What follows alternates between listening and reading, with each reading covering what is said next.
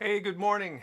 It's time for a March video, and I thought instead of playing a song this month, that I would do a guitar project because I look around my room here, and I have a lot of vintage guitars that could use some attention, and most of it's sort of minor stuff, and I ought to be capable of doing something about it. And if I get in over my head, I'll go find a luthier.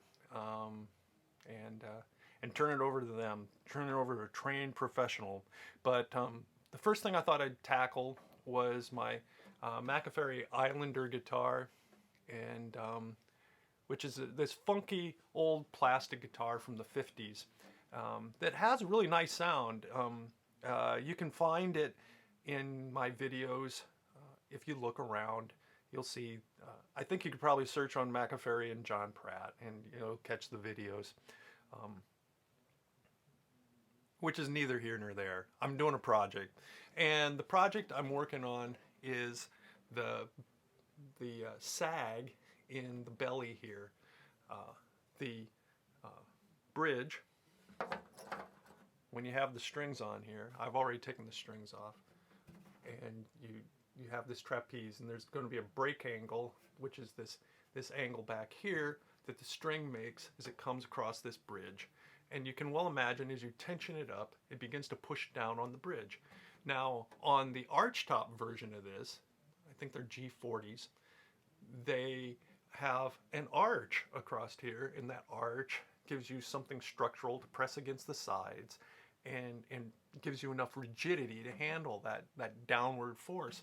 But on flat tops, and this has been a problem on all these types of bridge constructions on flat tops, that tends to push down on the bridge and causes this trampoline here to sag. And in this instance, and they put bracing under there to handle that, because there's ideas. It's neat. You see it in banjos, right? Banjos, that's the whole way a banjo is constructed. You're trying to drive the drum head, and this is a very direct way of driving the drum head. Don't get me wrong, it's a solid idea. It just has its structural issues. All approaches to this problem have their structural issues. So you usually solve the problem by some bracing. There is bracing in here, but over time, everybody gives it up and starts to sag.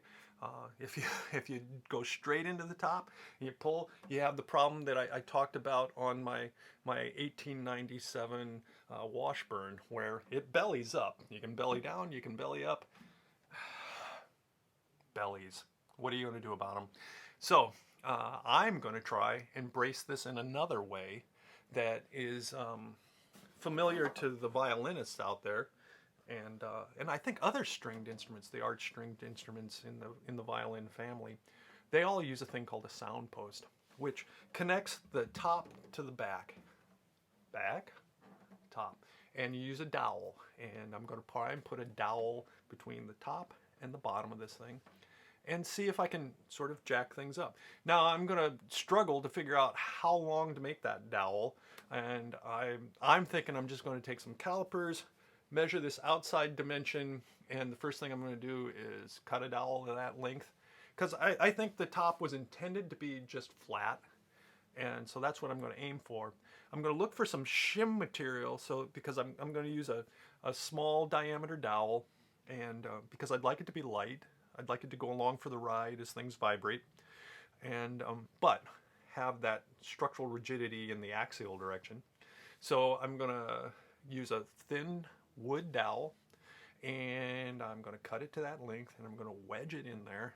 And I don't want that small diameter acting like a nail and putting a high concentrated load on the plastic. So I want to spread that load, and I'm going to get some shim pieces of wood, and that'll be an adventure. I could buy some, but I think I'm going to try and carve those out of some scrap wood I got around here.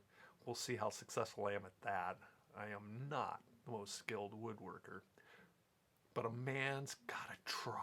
Okay, so I'm going to try that. The other thing that I'm really intrigued by, and have been for years about this guitar, because in the archtop versions of these things, and in the patent, which the gentleman who sold this to me years ago, sent along the Maccaferri patent for these plastic guitars. Fascinating stuff to read. So much wrapped up in this little, what was pitched as a very, and was a very affordable student guitar. Maccaferri had it in mind that this would be your first guitar. I think that was the marketing strategy on these things.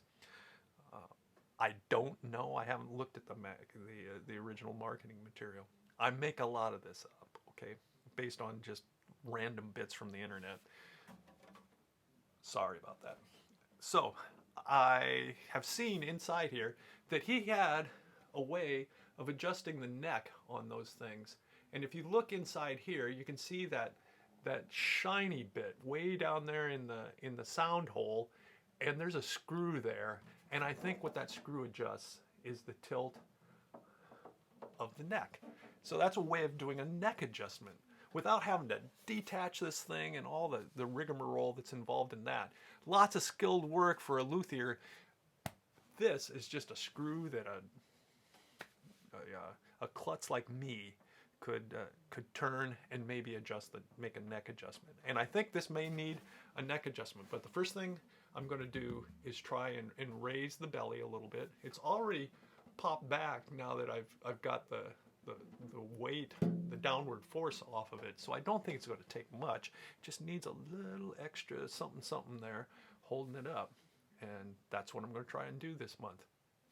And so I will try and post a couple of really short supplemental videos throughout the month as I attempt to work on this project. And we'll see if it's interesting at all. All right. Bye-bye.